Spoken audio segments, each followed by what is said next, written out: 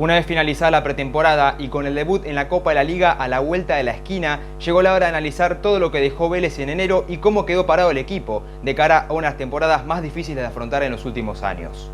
Antes de arrancar, quiero dejar en claro que este video lo estoy haciendo a una semana de que termine el mercado de pases por la simple razón de que antes va a iniciar la competencia. De todas formas, en este lapso es poco probable que haya muchos más movimientos interesantes que se queden afuera de este video. Y por último los invito a seguirme en mis redes sociales, @ConradoCorva tanto en Instagram como en Twitter, y también les cuento que este informe lo dividí en varias secciones para que una vez finalizado puedan ver la que quieran sin mucha más complicación. Dicho esto, vamos a arrancar viendo todas las bajas que sufrió Vélez en este mercado de pases. En esta placa podrán observar por un lado a los jugadores que venían teniendo continuidad en el equipo y a los que no. Aunque por ejemplo hay algunas excepciones en las que no necesariamente estaban afuera del club, como es el caso de Yago De Vito, quien era el capitán de la reserva.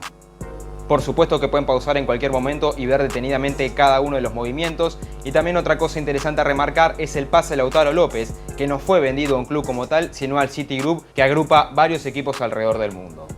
A su vez también menciono que los montos de los préstamos de Brizuela y Franco Díaz no están confirmados por decisión del club, y además no los incluí en la placa por una cuestión de que ya terminaron su contrato antes de la pretemporada, es decir en diciembre, pero Gastón Gómez, Leonardo Burián, Lautaro Gianetti, Guido Mainero, Marcos Enrique y Lautaro Cano también son bajas para el 2024. A mi parecer, más allá de la extensa lista, considero que no hay sorpresas y de hecho algunas bajas eran necesarias, como por ejemplo la de Bou, que nunca encontró su lugar en Vélez, y otras como por ejemplo la de Castro, quien era un jugador importante para el equipo. Al margen de eso, deja una buena plata y varias opciones para reforzarse. Justamente en esto último quiero profundizar en cuáles son las bajas más fuertes que sufre Vélez. Empezando justamente por Castro, que con 19 años y junto a Quino es uno de los grandes responsables de que Vélez siga en primera división, poniéndose el equipo al hombro y metiendo goles cuando más falta hacían. Después, por supuesto, que no hay que dejar pasar la salida de Gianetti, que era uno de los mejores centrales del fútbol argentino y por supuesto el capitán del equipo. Y por último también me gustaría mencionar a Franco Díaz y Santiago Coronel, dos jugadores que vienen de tener un gran año en sus respectivos préstamos, tanto en Platense como en Deportivo Morón, y que son de un perfil que en Vélez escasea, que es el de volante creativo. No hubiese estado mal que tengan una oportunidad en el club. A mi parecer, la salida de ambos es un desperdicio de talento y de calidad. A pesar de esta gran cantidad de bajas, Vélez se movió en el mercado de pases y trajo a una interesante cantidad de jugadores. Para empezar, vamos a hablar de Manuel Mamana, defensor central de 27 años que llegó libre de River. En 2023 disputó un total de 12 partidos repartidos en 961 minutos.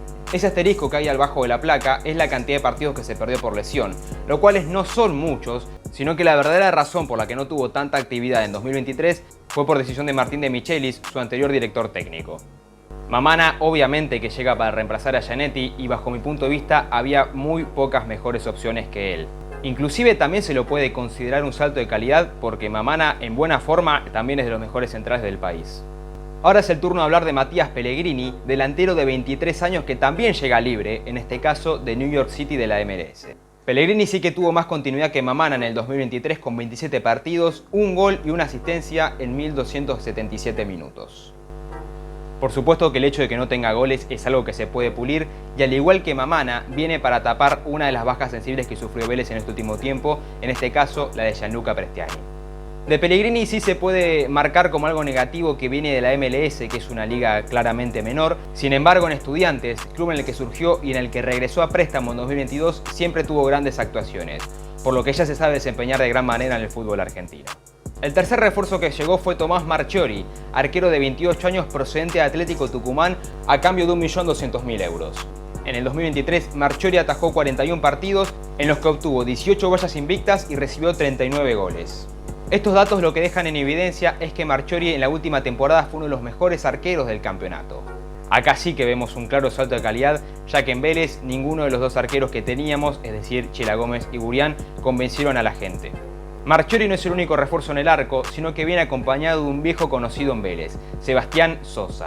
Con 37 años llega libre del Atlético Morelia de México, club en el que en el 2023 disputó 8 partidos en los que logró 2 vallas invictas y recibió 8 goles. Aunque está claro que en el arco va a empezar siendo titular Marchiori, Sosa me parece una gran contratación. Es un jugador que en Vélez dejó un gran recuerdo, que puede tomar un papel de líder y que puede aportar mucho al equipo con su experiencia y también con la competencia interna. Y por último, vamos a hablar de dos incorporaciones que al momento en el que estoy grabando este video no están cerradas, aunque por lo avanzadas que están es difícil que se caigan. Por un lado tenemos a Rodrigo Piñeiro, delantero de 24 años procedente de la Unión Española de Chile y de quien todavía se desconoce el monto que se va a pagar. Piñeiro viene a disputar 22 partidos en los que metió 11 goles, dio 3 asistencias y jugó un total de 1.684 minutos. Tal vez una contratación de este estilo era menos urgente que otras, aunque es un perfil que también puede sumar mucho ya que escasean Vélez. Piñeiro es un extremo habilidoso y desfachatado y que aparte tiene muy buen promedio de gol. Y a su vez, el otro refuerzo que todavía no está cerrado es Gonzalo Mastriani, delantero centro de 30 años que llega de América Mineiro y que también por el momento se desconoce su coste. En el 2023, Mastriani disputó 42 partidos, anotó 21 goles, dio 2 asistencias y jugó un total de 2.859 minutos. Pese a que la gran mayoría de hinchas de Vélez desconocíamos a este delantero, supo lucirse en un equipo que terminó descendiendo y en una de las ligas más competitivas del mundo. También es un jugador que promedió un gol cada 2 partidos y encima en el Brasileirao, lo cual es bastante meritorio y más teniendo en cuenta lo que fue el desempeño general de su equipo. De esta forma repasamos rápidamente todas las altas que tuvo Vélez hasta el momento en el mercado de pases, con por supuesto el asterisco en Piñeiro y Mastriani, porque como dije recién, en el momento en el que estoy grabando este video no están cerrados, pero sí bastante encaminados. Y esta lista no los quise sumar como incorporaciones, pero sí cabe destacar a los juveniles promovidos que fregaron su primer contrato profesional, que son Álvaro y Francisco Montoro, Franco Villalba y Joaquín Vaquero. Y siguiendo con esto último, a mí el juvenil que más ilusión me genera para este 2024 es Maher Carrizo. No lo mencioné recién porque anteriormente ya había firmado su primer contrato con Vélez y lo más interesante es que ya contó con minutos en el primer equipo en los amistosos de pretemporada. De esta manera, así queda conformado el plantel de Vélez para este 2024 con Tomás Marchiori, Sebastián Sosa, Lautaro Garzón y Emanuel Gómez Riga como arqueros, Valentín Gómez, Emanuel Mamana, Matías de los Santos, Damián Fernández, Patricio Pernicone, Elías Gómez, Tomás Cabanac, Tomás Guidara, Joaquín García y Leonardo Jara en la defensa, Santiago Cáceres, Jason Gordillo, Juan Ignacio Méndez, Nicolás Garayalde, José Florentín, Cristian Ordóñez, Agustín Bouzat, Elías Cabrera y Thiago Fernández en el mediocampo. Y en la delantera, Francisco Piscini, Matías Pellegrini, Lenny Lobato, Ricardo Centurión, que parece que va a ser tenido en cuenta también, Rodrigo Piñeiro, Claudio Aquino, Abiel Osorio, Brian Romero, el mencionado Maher Carrizo y Gonzalo Mastriani. Siempre recordando por supuesto el asterisco en Piñeiro y Mastriani. Pero por lo demás, este es el plantel con el que va a contar Vélez.